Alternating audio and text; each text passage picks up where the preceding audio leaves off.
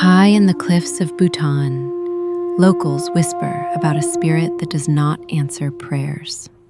It devours them. They call it the cliff demon, the oracle that feasts on prayers. According to legend, it lives in a vertical cave so deep that light cannot reach the bottom. Once a year, villagers climb the cliffside to leave offerings, rice, butter lamps, and handwritten prayers, hoping to receive blessings.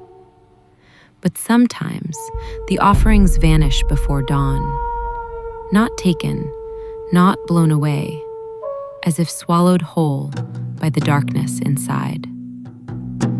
Monks warn that if the cave accepts your prayer, it means the demon has eaten your wish, your hope, and a piece of your spirit.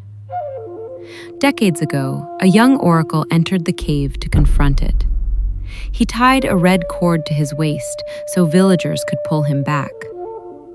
But the cord snapped, shredded cleanly as if cut by teeth. His last screams echoed through the valley for hours.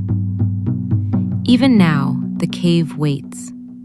And villagers say if you stand near it long enough, you'll hear whispers of the prayers it's still chewing.